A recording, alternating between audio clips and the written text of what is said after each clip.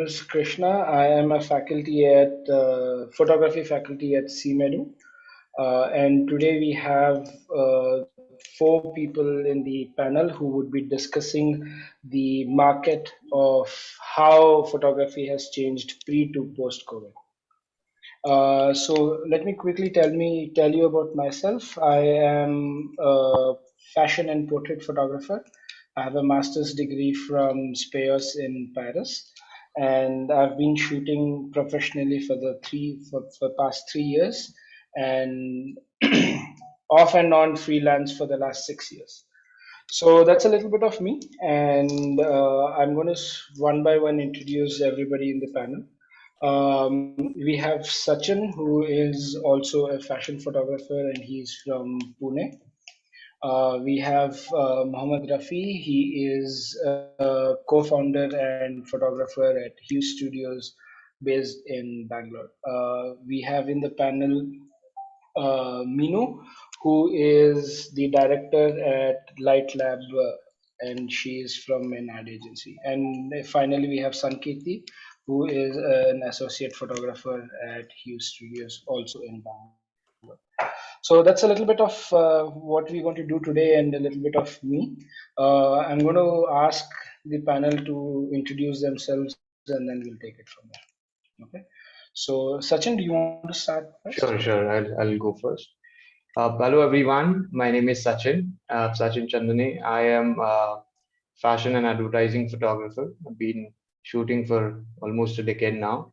Um, Along with that, I've been teaching photography for past 5 years. Currently, I'm an adjunct faculty at Seamedu.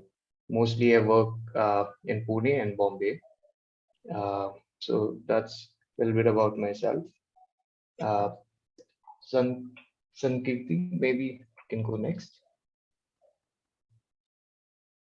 Hello, can you hear me now? Yeah. Hi, Sankirti, yes. Yeah, we can, yeah. So I'm Sankirti. I'm a commercial photographer. I've been shooting since 7 years now. I'm based out of Bangalore and I'm an associate photographer of Hughes Studios.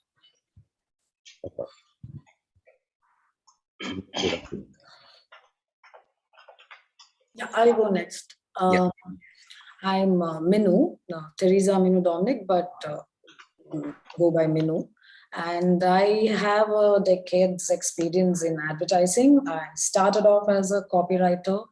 I was a creative director at this ad agency called People Design. When I decided to shift gears a little bit and get into production. So right now at the Light Lab, I am a director and I take care of production, both pre-production and post-production. And yeah, I think that's about me as we go further. Welcome, Minu.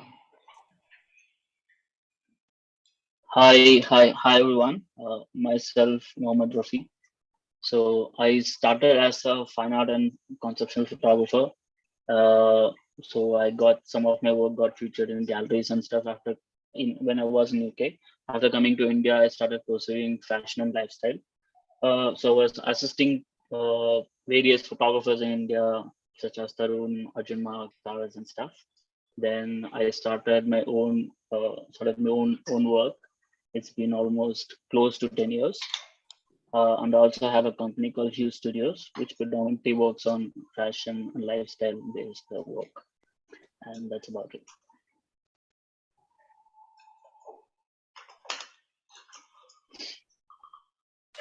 Welcome, Rafi. Thanks everyone. Yeah.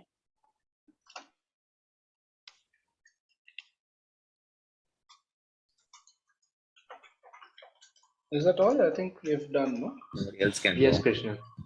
Has everybody introduced themselves? All right. So, okay. So, what I would like to do is ask specific questions, and it would be open to everybody, and whoever wants to answer can give their 5 cents about it. So, what we would like to know is how you got into photography and why did you choose photography? So if maybe anyone could give their experiences.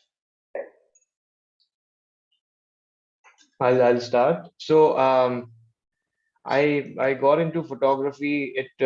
I won't say it was like I got into accidentally, but uh, also I had not planned for it.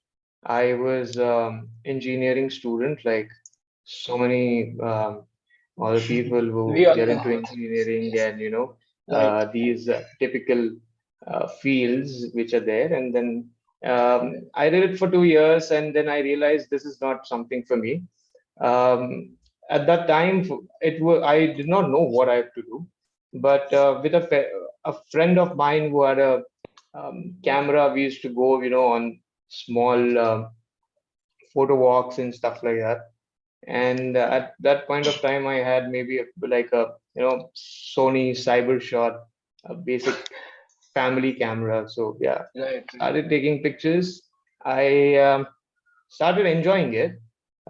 Even in that time, I never thought that I can take it up, or I will take it up as a career. Eventually, I realized that this is something which is giving me joy, and why not get into something which is actually your hobby, and create that or convert that into your profession. It was a very difficult scenario at that point of time, because I'm talking something in 2006, 2007. So it was very less exposure. I did not know a lot of people around me. But yeah, I mean, it was giving me joy, and that is why I decided to, join photography, and slowly, started doing small freelance assignments and stuff like that. And here I am today. So, yeah. Yeah, that's pretty much what a lot of people here I think would relate to. So before we go on to the next panel, there are a lot of students here who I'm sure would probably want to ask some questions. So whatever questions you have, put it on the chat, and then we'll pick it up at the end of it. We'll have maybe 10 minutes for your questions to be answered. All right. So this same question is to someone else. Maybe Mohammed Rafi would want to say something about it. Okay, for me, I would say, see, I've always seen photography as a medium of expression. So I have the hobby of writing poems and stories since my schooling, since I was a kid, because I am more influenced by Tamil literature predominantly. So when I was doing my MBA, I started uh, a fine art as an hobby. So where I was trying to do the storytelling through an image. Probably I'll write down the concept of it and I'll shoot. Mostly of my shoots were self portraits. So that's how I started. So uh, I started liking it very much. I think there are three uh, very important artists have influenced me very strongly for what I am today. Those are like Christy Mitchell, Natalie, and Alex Trotter. These are three main photographers who have influenced me very, very strongly to pursue photography as a full-time career. Then after coming to India, fine art didn't really work out for me. So I started pursuing fashion. So mainly Natalie is a one photographer who have really influenced in order to pursue fashion and lifestyle as a career, where she tried to connect the bridge between fine art and fashion. And that is my dream, bringing fine art into the fashion. So I've been trying to do things a couple of years, still not there. I'll reach the destination someday. So yeah. Yeah, I'm sure you will, Rafi. So, Sankiti, do you want to say something as well? Yeah, like how I chose photography was, as Sachin said, it is a fun part to shoot in the beginning when I was a hobby photographer. And then I consider photography as one of the art forms which we can execute our own thought process in the own way. That's the one thing. Correct. I'm sorry for that.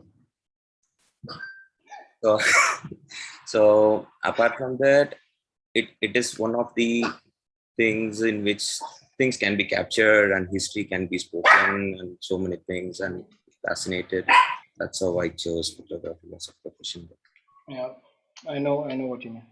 So as most of us here, and as Sachin said, I also was in the IT industry for about 5 6 years. Then I did something else, and then uh, photography was always predominantly my passion. And then at some point, I decided that I should probably stop calling it a hobby and make it as a full-time profession.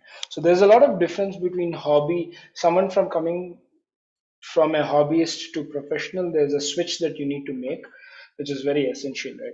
So once you make the switch, you cannot consider it as a hobby anymore. It's a full-time job, and probably you're investing far more hours into it than you would in a regular job. So, all right. So, there are a lot of upcoming photographers and students here. So, what kind of an advice would you give to upcoming photographers? How do they approach models, or how do they approach concept, and how do they build portfolios and all that? So, anybody wants to have a go at it? See, I personally feel there are personal certain factors which you want to become a photographer, or if you want to pursue photography as a career, as a full time. I would say the first factor that everybody needs to have as an artist, as a photographer, is patience.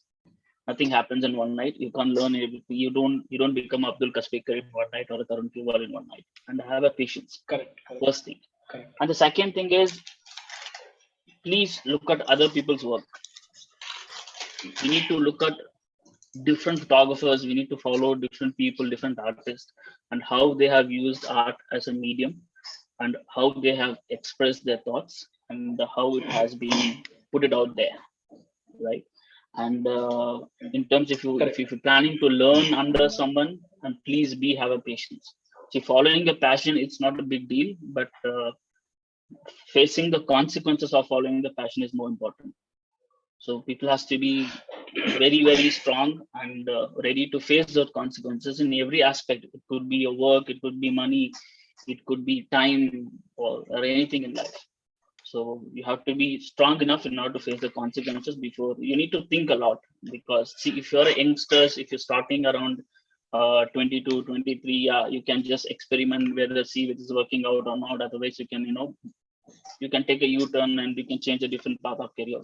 But if the person who is like 27, like 28, like how I started, so after 30, there is no coming back.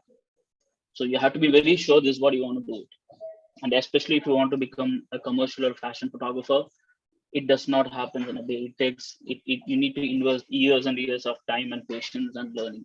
And you have to keep evolving. That is a very important thing, I would say. You need to keep involved. You need to keep yourself updated. What is the new gear in the market? What are the new things that's coming? What is, if you're calling yourself as a fashion photographer, you need to know what are the new brands and what are the campaigns and how they're doing it. How the fashion is evolving in the industry. So you need to be up to date. If you don't evolve, then you become stagnant. You will lost in the crowd. I think that is the one advice I think I would give to any youngsters who want to start photography as a career. Correct. So it's like, you have, if you're in the market and you're getting commercial work, you do it, but on the side, it is very important as artist to work on a lot of personal projects. Correct. So it's so important to, as Rafi said, to evolve, and you would evolve only if you work on your personal projects, because that's where you get the maximum freedom to do what you want, to choose the subject you want and shoot. And you're also in the end practicing, and you probably will use those techniques later on. Does anybody else have any views of this? Maybe Sachin or Sankirti? I think pretty much he covered pretty good points. I'm sorry, I didn't hear you. Hello? We didn't hear you. Can you just repeat yourself? Yeah, I I like he couldn't hear covered some you. good points, I said.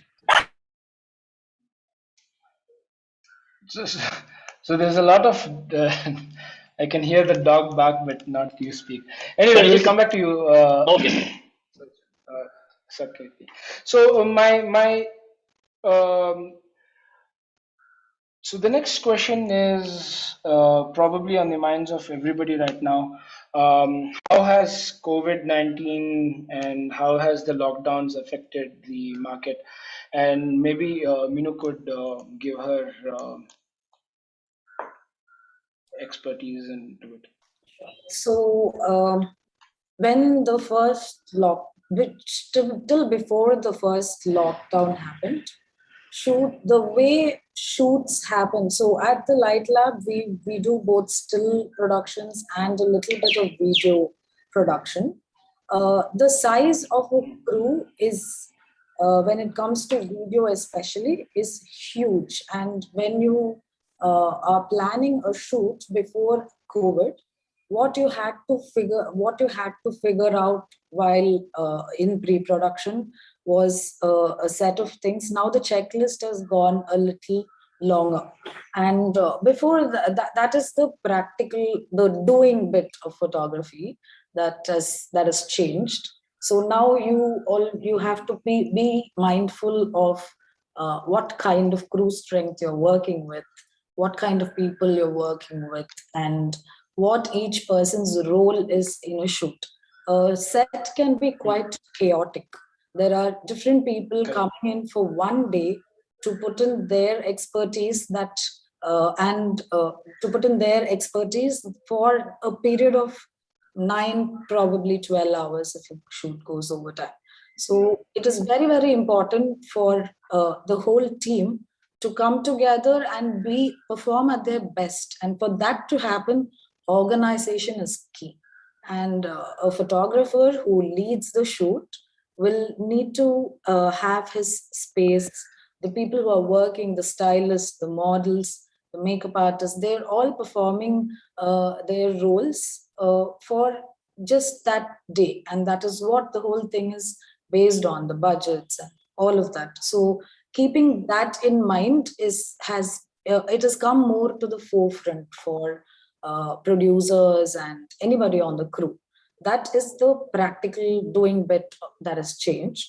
And if we're talking about the market, before COVID, photography is, especially commercial photography, is in general a seasonal kind of industry. So there is always a jump in the number of shoots that happen as Diwali starts. So it starts from Diwali till New Year and maybe Pongal if you're in the southern regions. And there is another spike in the beginning of the first quarter. That is when the budgets are allocated for marketing and all of that. So what happened before, this is what happened before COVID. What happened with that first lockdown that kind of threw everybody off was people have decided, their marketing budgets have obviously shrunk. And as a result, these seasonal peaks are not the game anymore.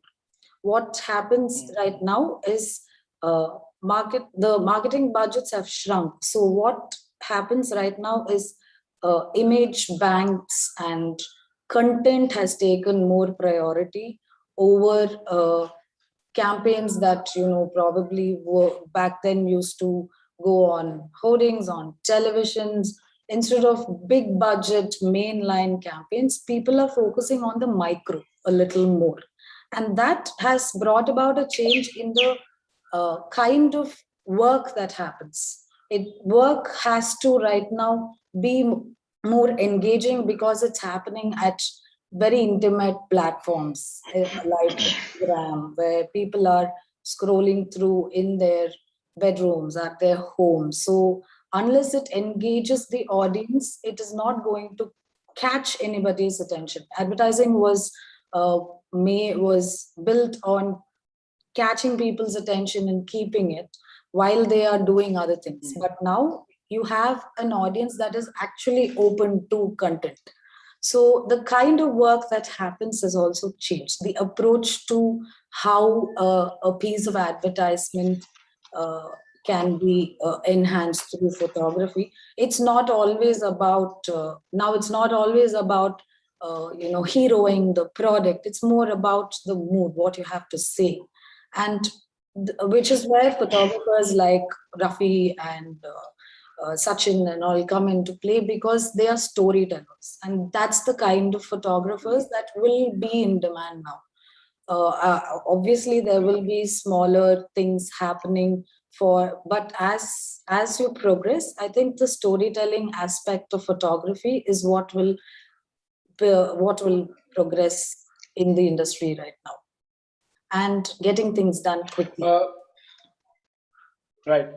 So that's a perfect segue into my next bit of question, which is, what does an ad agency look for in a photographer? Do you look at their personal work? Do you look at their Instagram? Do you go to their website? How does photographer be recognized by an person from an ad agency? Yes. So as production houses, and especially because the market is in this state right now, we are always looking for fresh talent. And by fresh, I don't mean that they need to be a new person in the industry and things like that.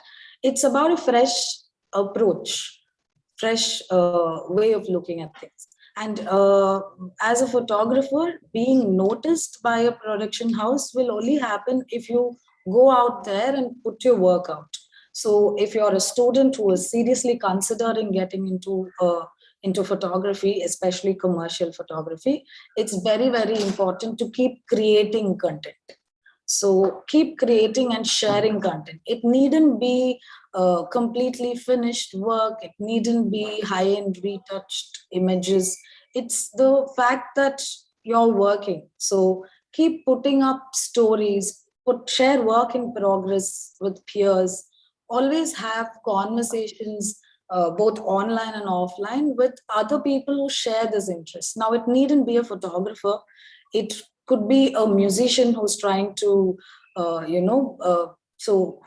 it could be a musician who's trying to, express music visually for an album art, or it could be a person who's interested in films. It could be really anybody. It needn't be an industry person.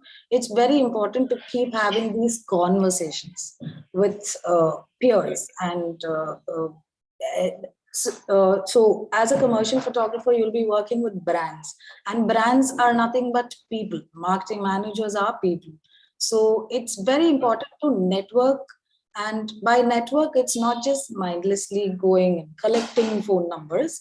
It's more about having a connection with people. Find somebody who shares your taste.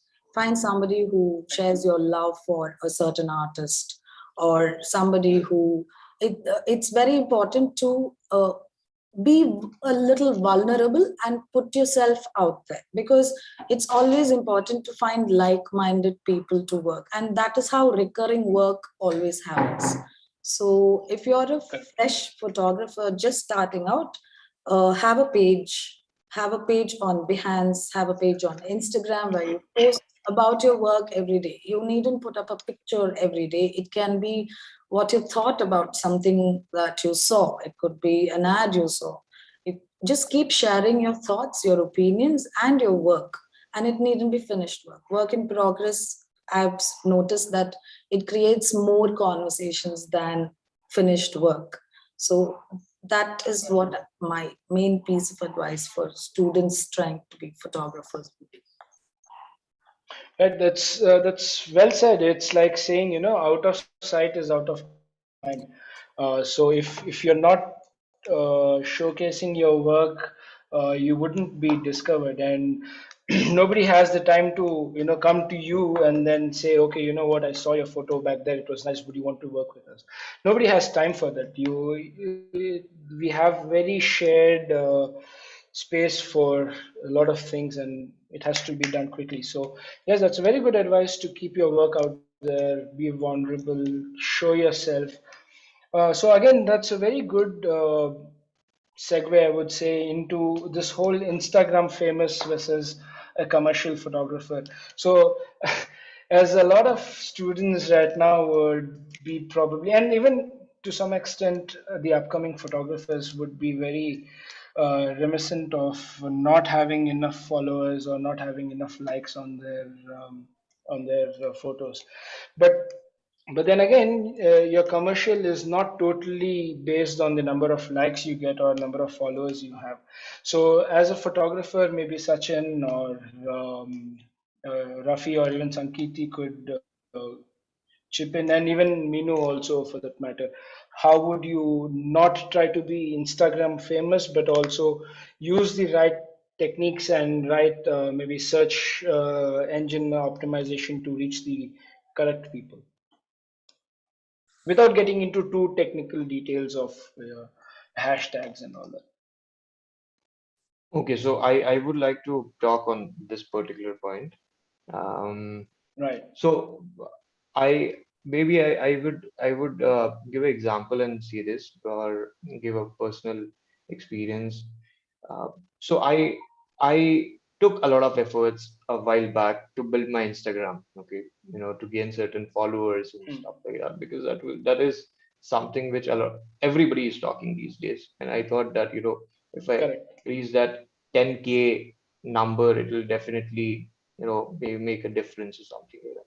So after reaching that, it's absolutely, I mean, I will not say that, it's uh, once you cross that number, you're going to get, just because of that, you're going to get extra work or something like that. So, Right. Exactly. but Yes. but while building that, what happened was my approach was I need to shoot a lot more.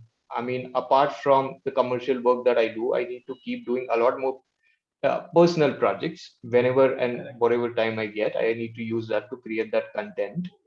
Um, Correct. and I started doing that. I was literally shooting almost every day, or not, if not that, then maybe 4 to 5 days in a week. Okay, so that I can upload something every day, or stuff like that. And while doing that, because of that content, and because I was uploading something very regularly, I actually started getting a lot of work through Instagram, and this was very surprising because there's a difference, the kind of work that you get from Instagram. The work I get Mm, from, let's say, a production house or from the agency or something like that, it's definitely of much higher budget. Okay, and because there's a correct. brand involved, and the budgets which they have is pretty decent, or pretty good budgets basically. The work which I get, it's basically new designers doing lookbook for the first time, certain profiles, which does not pay you a lot of money, okay, but at the same time, it also does not consume a lot of time. So you will have to spend maybe 2 hours, 3 hours, that's it, and you make decent amount of money. And if you actually compare the amount of time which you spend for a work which you get through production or agency, it's almost the same. Here you get paid a little less, but you also spend less amount of time. So this basically I learned, and I realized, okay, this is a new avenue where I can get some more work, which is which helps you to make little famous on social media also. And it's more like it's um, I would say 4 days, 5 days, I'm getting work through production, and maybe 8 days I'm getting work through social media. Okay, so that is something it keeps you busy. So that is one particular thing. But I also want to say this, that there are a lot of people, they are only after content, or after a number of followers and the number of likes and stuff like that, and they feel very satisfied after getting certain number of likes on their post, or they think that okay, this is a good picture, or if they don't get certain number of likes, it's a bad picture, something like that. It really does not work that way, and that is not how even Instagram works. So that one, or anybody who is newly starting this or newly Correct. into photography, you need to understand that it's that the number game on Instagram is it's really not the thing which you should judge yourself with.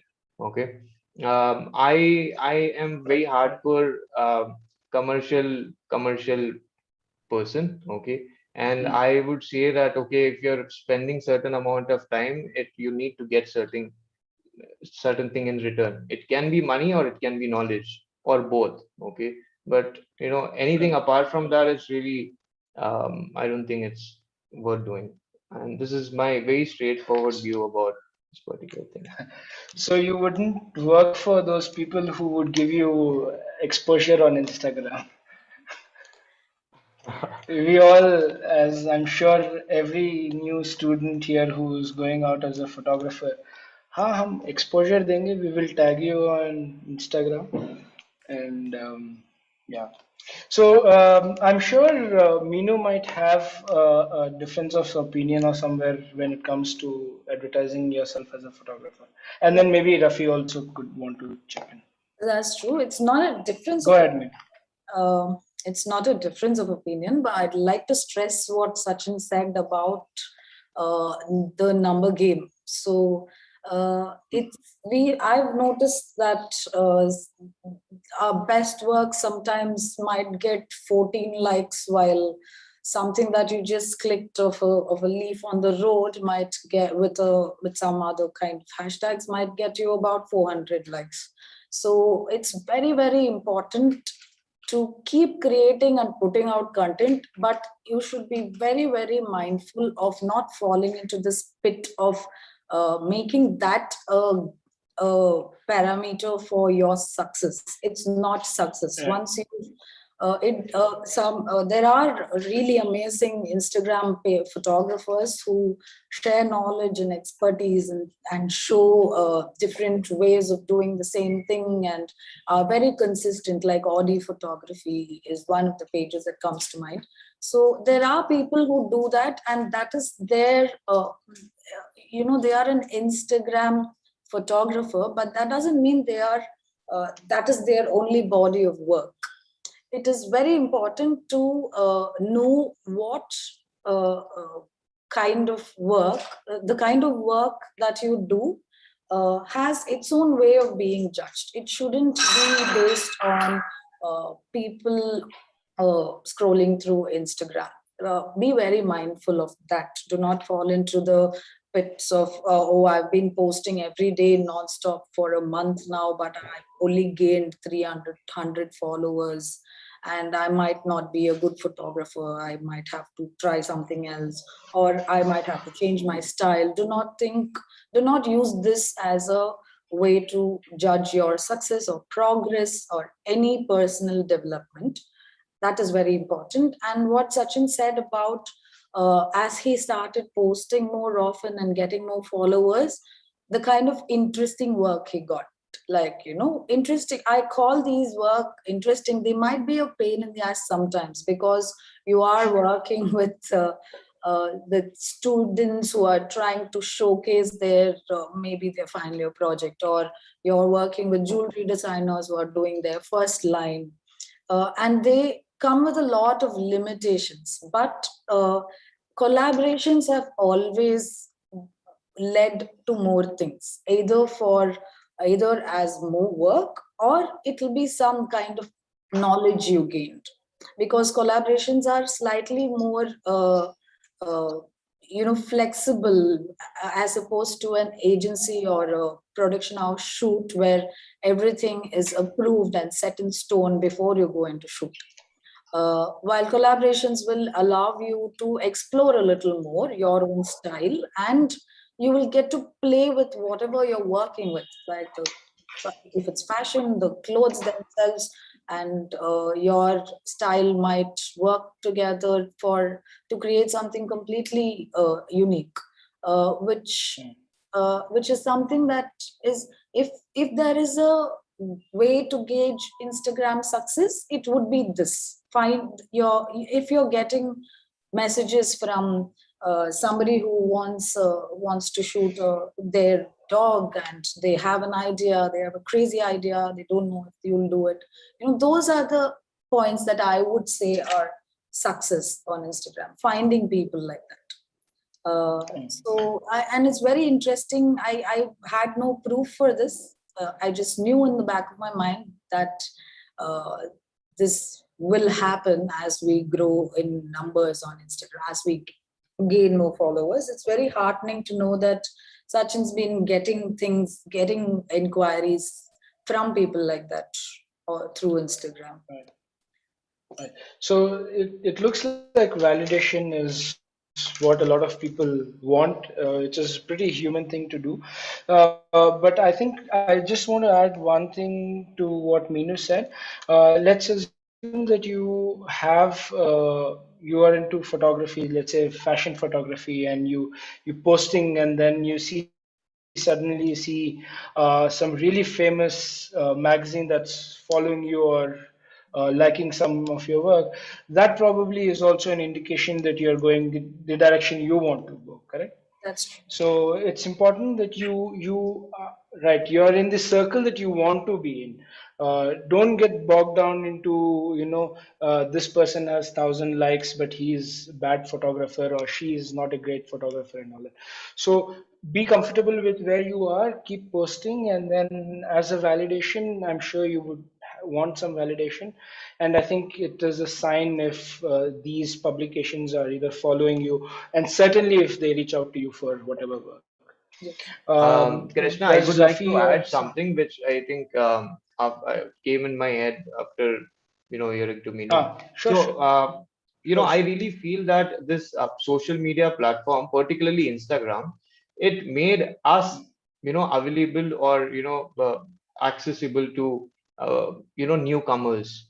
Otherwise, it was very Correct. difficult for these people, like somebody who is doing their first collection of a garment, or somebody just starting as a actor or model. It was very difficult to reach to people, and get good quality images done. So we became accessible, Correct. basically, I feel, through this, Correct. because of this social media. It is, and I think Yeah. that is really good, because before there was a point of time I was doing very typical kind of work, okay, say for Hmm. a certain production or a certain advertising, but the kind of output was very similar when it was commercial photography. A lot of time I was going in the morning and the lighting was done in the morning, and then till evening it was completely same. A lot of time I Hmm. just was pressing the button, camera was also on a tripod. So stuff like that was happening. At the end of the day, you're making a lot of money, but you're not happy with the kind of photography that you're doing, because you started it as a hobby. Particularly when you start it as a hobby, and that's your passion, and you want to create something wonderful, but you're not, because there are a lot of restrictions. And now, because of Yeah. these people, they want to experiment, they are also new, they have new ideas, and then you're getting a chance to do that. And I think a lot of such work I'm able to do because of social media. So yeah, I mean, that's a very good thing Like that you has been said, happening. you also spend lesser time on it, and that does it's quality time because the output is something that is so much more Right. satisfying, and it can add to your portfolio uh, rather than just an advertising image that everyone. Yeah, for example, sometimes there's a new model, and there's a established model but wants to try a agency abroad, okay, and they want a certain profile. So you spend like 2 hours shooting with that person. You experiment with mixed light, natural light, or flash, or all of these, one by one, and then the thing which you can create there. Um, it is very difficult to create something like that, or experiment something like that in a typical commercial settings. So that is there. A lot of time, a lot of photographers, particularly in Bombay, they're doing this. So there is a portal where you can submit images, and then they get published in various international magazines. Okay, I know what you so mean. yeah, so a lot of photographers, they have, like, for example, I have a team of people, and then we once in every 15 days we plan a shoot, we work on a concept, okay, and we gather together, and we create some images and submit to these magazines. So that is also way to um, showcase what exactly you are as a photographer or as an artist through your photography, which otherwise a lot of time in commercial photography you cannot actually do. So yeah. So that is one particular thing which I actually learned after when I started making content for social media. All right, Krishna, I think we can move forward if Right. So enough of social media. Let's get into some other segment now.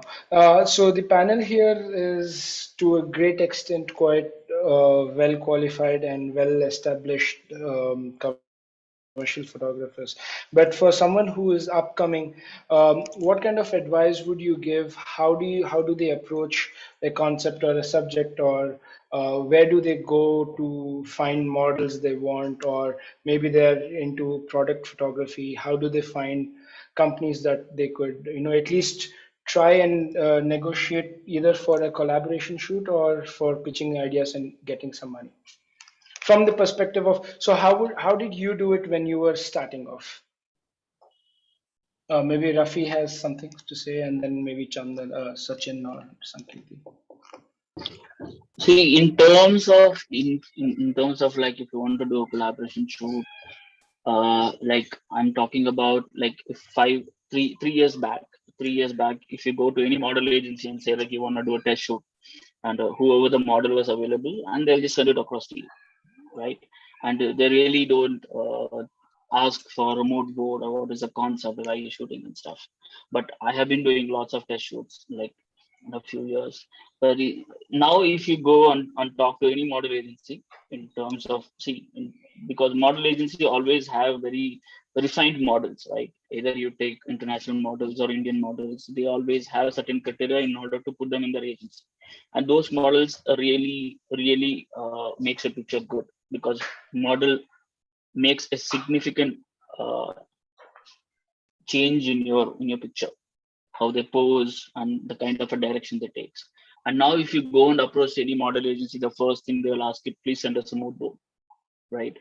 And it's not only the agency asks for the mood board, even the model. So I'll send a mood board to the agency, and the agency will send to the model. If the model is interested, then she will collaborate with me, he or she, right?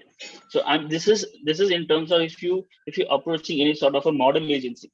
Like otherwise, if you want to check with any influencers or any model that you saw on Instagram, you can just DM and saying like, see, I want to do a collab shoot, or you are interested in on stuff. But my input for this is, see, when you're doing a collab shoot, it's very important. Very important that you should be very clear in your head what you're getting out of it, right? You need to have a concept. You need to understand what you want from the model, what you want from the makeup artist, and what you want from the stylist. Right. And it doesn't matter for me if I'm doing a test shoot, even if I'm get 2 pictures in the entire day, I'm happy with it. I'm not the person who's looking for 15 to 20 images. If I get 1 or 2 satisfied image in one shoot for 8-hour shoot, I'm okay with it, right? But it's better you guys approach with a concept, because in recently there are a lot of photographers in the industry.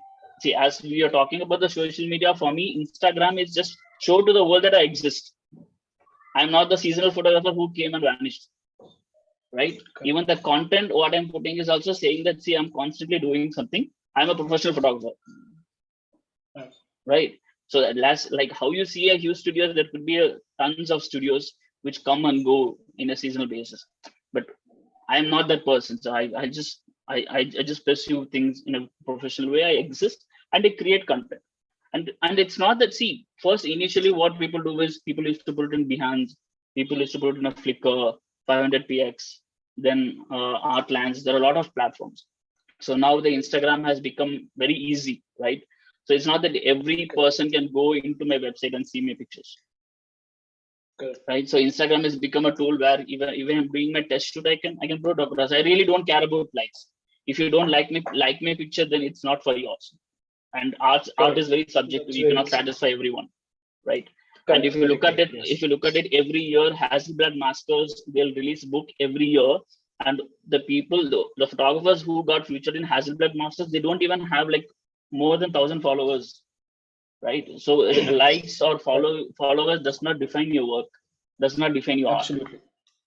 Right? Absolutely. If you approaching through any people, make sure you have a good concept, because see, the industry has become very competitive. Just taking the one image, one proper image with a proper exposure does not give you the spotlight. You need to do things out of the box. So even when you're approaching people, either if you're approaching a stylist, the stylist should think that, okay, if I do this shoot, I'm getting something out of the box or something creative out of it, which is going to create an impact in my portfolio. If I'm approaching a people for a white background or gay background shoot, it's there, it's everywhere.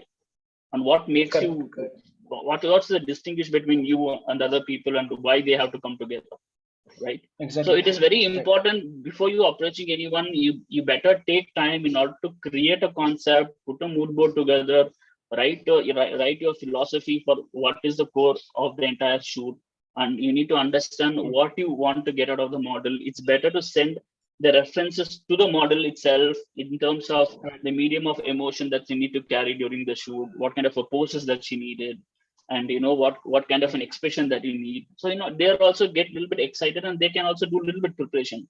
As a photographer, it's not that I have to do a preparation, I have to prepare for 3 to 4 days for a test shoot. The crew who is coming together, they also need to do a little bit preparation in order to put things together, right? So it's better you prepare yourself, create some out of the box concept, or something different than what actually doing in the industry that really interests everyone, right? If you're doing an interesting concept shoot today, probably if someone else will look at it and they'll DM you, see, it's beautiful, can I work with you in the same concept? If you're doing something like this, please DM me and stuff like that. So it's better you just, before you're doing a test shoot, just don't do it for the sake of it, and do it with a purpose. So that would be my advice. I want to add to that.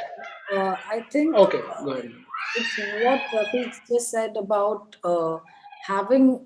approaching it with a concept. It's not just enough right now to take a technically good picture.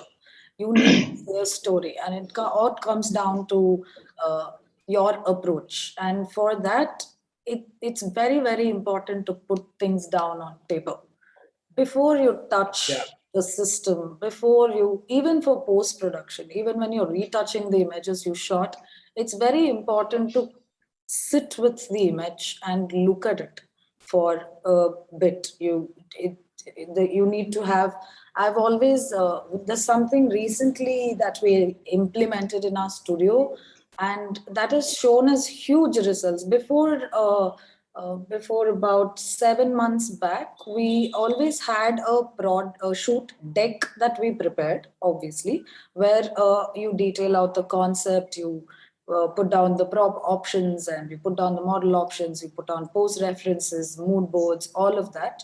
But I've realized that before making that deck, if the crew sits together and puts things down on paper, it needn't be sketches. If you're not great at sketching, it needn't be sketches. It can be just a rough idea of how you want to compose it, what you want to see. Or it needn't even be a visual thing. It can be a checklist of things to do, or a checklist of, or an order of priority of what you want people to see first. Do you want when people see the image, do you want them to see the model's smile first, and then her clothes, and then the couch she's sitting on, and then the background? Or do you want them to see her clothes first, and then her face, and then get the mood of the picture through that? It's very important to know what you want and how you're going to make that happen. It's not just enough to say, I'm going to make a soft romantic mood for this picture. How are you going to bring in that soft romantic mood is something that has to be put down on paper first before you start. Because the system can be very distracting. Once it's there, it's almost like it's there. It's already set. So your mind might not go in another direction. But on the other hand, when you put it down on paper, it's just another scribble more. So you will explore a little more when you've put things down on paper. And I have proof for that through these 7 months, which is why I thought it's very important to share.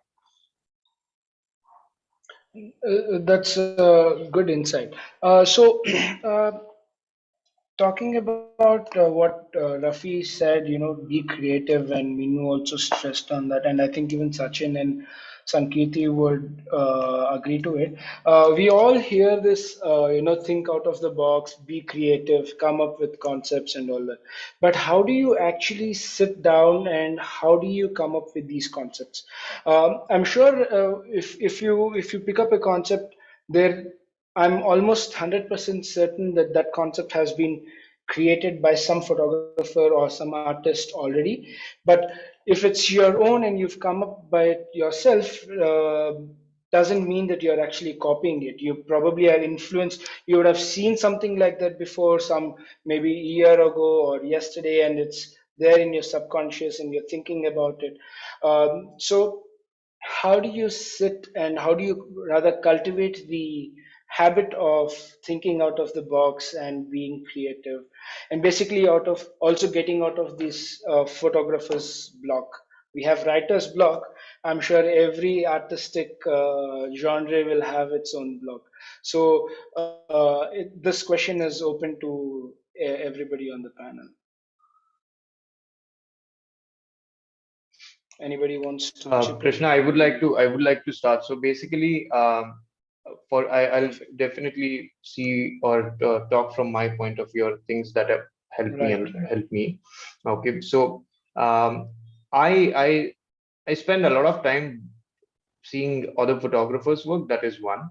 Okay, I spend a lot of time seeing some paintings. Okay, or painters' work, Mhm. or of the artist apart from photography, sculptures or paintings and stuff like that.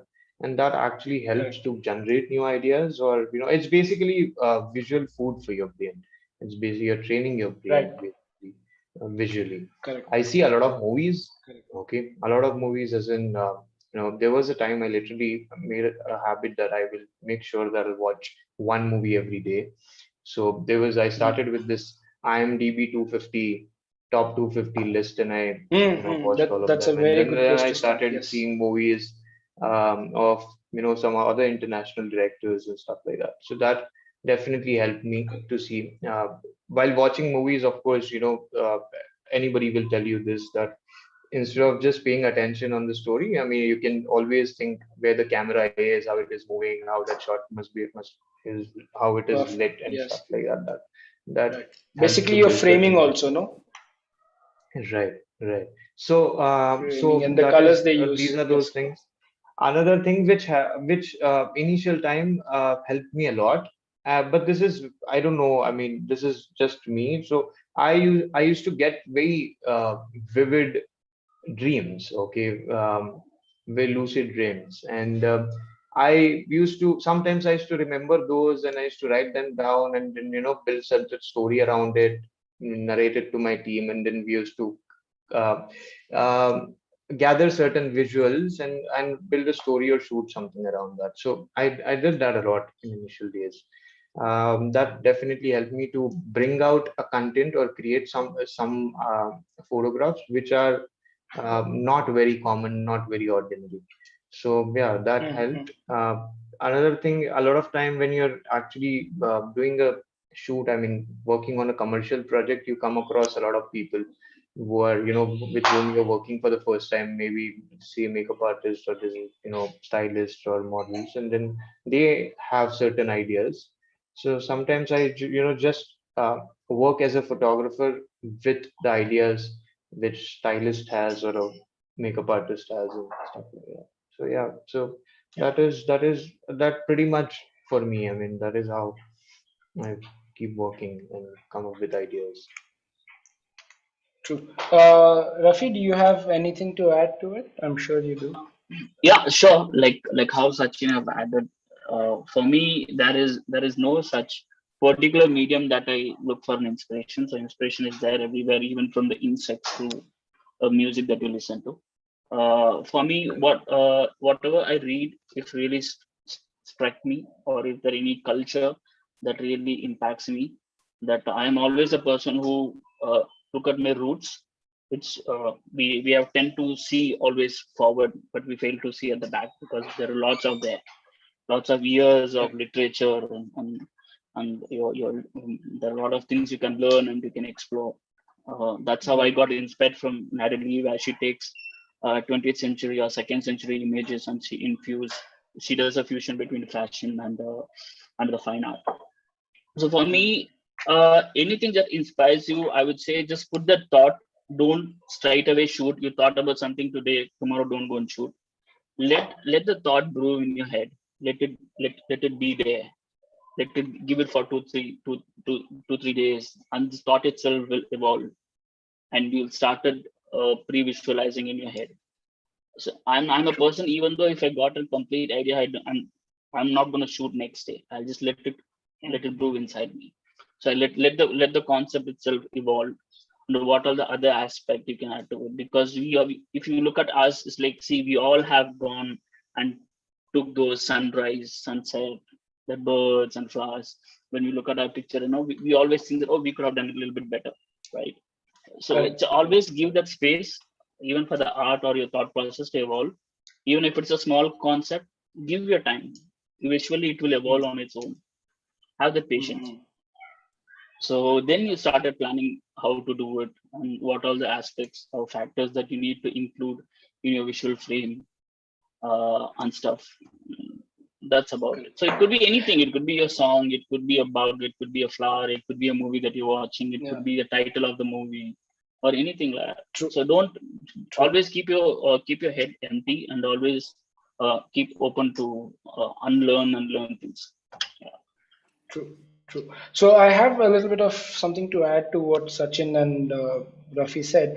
As Rafi pointed out, you need to be open to ideas, and I also feel that the more you interact with the other peers in your industry, or someone from a different genre altogether, you do not have to be fixed to photography. You can also talk to someone who's in music, who's in painting, sculpture. There's a lot you can learn from these cross art sessions with your peers, or talking, or even just looking at movies and the music videos and all that. There's a lot of inspiration that you can gather, even from food, your background, your culture, economic background. Also, it can influence an artist to a great extent. Um, so I think we've pretty much covered everything we wanted. So I'm going to give about 5-10 minutes for the students. If they have any questions, feel free to unmute yourself and first introduce yourself for your name and then ask the question. Is there anybody else on the here who wants to add a question? We've discussed a lot. I'm sure you have some questions, so do not worry. Nobody? Don't be shy. Yeah, I thought these people never want to interact with on any kind of Zoom sessions. That's okay. Even I'm getting used to it now, because being on the other side, I'm sure I wouldn't either. So totally relate to you guys. But one thing I would like to leave you guys with, since we have a little bit of time, is it's, for me, creativity has always been about finding connections between two wildly different things. That is at the crux of it. Creativity is that it's about finding everything that has to be done has been done. So it's about connecting a thought from here with an idea from there.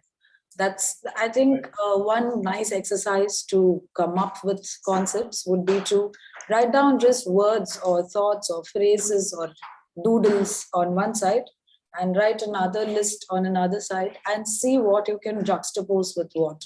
For instance, if you take a picture of a slice of lemon, it's just a picture of a slice of lemon. It's aesthetic.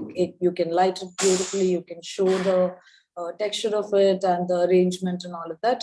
But if you were to juxtapose that with a slice of hard-boiled egg, you're showing two different similar shaped things that are, and there's a story there which will develop. So that is I found that exercise very helpful to me when I was a copywriter, and even now as producer, when we do shoots for our internal practice, we come up with concepts this way. And it's helped even in a group setting. So it's a very versatile thing you can keep doing. It's just writing 2 lists and picking 2 things from it. True, very true. So any other parting knowledge that maybe Sankirti would like to share since he hasn't spoken in Yeah. a while? Yeah, right. For the young photographers who are the students right now, I know they will have the difficulty which I had when I was a student. What I would like to say to them is start shooting. Constant shooting only is going to help you to develop your ideas or just thinking, create new things or whatever. You keep thinking, then keep developing your idea, start shooting, practice, then you'll progress. Yeah, that's quite well said, Sankirti. All right. Is any student or anybody else has anything to ask or share? This is your time. I'm going to close this session in another minute. I'd like to ask a question. My name is Alan. Hmm. And like it's a question for everyone on the panel. Everyone are like full-time photographers. So I'd like to ask how like everyone goes about like scheduling this like scheduling work and like separating work from life, basically. Okay. It's simple, you don't have a life. That's the answer I expect. That's the end of that. Yeah. I think, Alan, hi. So it's the lines are definitely blurred when it comes to something creative like this. You're always thinking about work, even if you're not working. You're always thinking about work or the next shoot or the next client meeting. Something or the other about work is always going to be there in your head. It's important to keep a routine. It's very, very important to keep a routine, especially when you work in a creative field, because you need to have your brain gets used to being creative at certain slots if you keep doing it in those slots. So it's very important to do that. And when you schedule work, make sure you know how much you are exerting yourself. It's very easy for somebody in the throes of passion while you're creating something in your mind. You might think, oh, I'll go there, I'll go shoot that background plate from there, then I'll come back to the studio, then I'll shoot the model. It's very easy to over put too many things on your plate. Make sure you space them out. Make sure you give you pay attention to how much time you're spending on each task in a project. Make sure you're spending only the time that's needed for something. It's very easy to go down rabbit holes. So I would advise a photographer to given chunks of time for different kinds of work. Photography is not just clicking, so you'll need to research for maybe 15 minutes. You'll need to schedule, you'll need to think of the model's call sheet when you schedule these many shots you're doing in a day. You'll have to see the order of shots that you're doing. Make sure that order works for the model. Even in the smaller things like, you start with a loose kind of hair kind of shots in the beginning, so that as you progress, the makeup can get more complex and keep the complicated shots for the end. But that's not a blanket rule either. So approach each project, giving it its unique it, attention, and split it into smaller tasks and give those tasks chunks of time, because your time is valuable. That's what you're charging people for. And it's very important to respect that. Do not overexert yourself. Always space things out. And like when Rafi said, don't shoot immediately, what he meant was the pre-production phase needs that time. You need to let an idea brew in your head. You need to talk about it to other people. You need to get insights from other people, and it'll build itself as it happens. So yeah, I think the question was about scheduling and work-life balance. It's very important to keep a routine. You do that, start there, and when you schedule each specific project, schedule it in a way that is not too much on your self, because it's not just your body working, it's your mind also, and the mind needs breaks, 15-5 minute breaks in between, and be mindful of break times during shoot day. It's very important to be fed and hydrated, stay hydrated. So, yeah. That's really nice. It was Alan, right, who was asked this question? Yes, sir. Hi. Alan, if you're an emerging photographer, the moment you think of photography is a work, then you lost there. Right. Right? That's because photography is not about a job. You become an artist. We all become an artist because we believe that we have a better taste. That's why you become an artist, right? So there is no separation. You can't shut your mind from thinking about it. If you're a photographer, then you have to see each and every aspect as a photographer. There is no break for it. If you're looking in the street, or if you're looking at the picture, if you're looking at anybody or at any case, you have to see through an artist. So you can't shut your mind. Okay, my work is done. Now I don't think about photography. Then I will think about my family. It's not like that.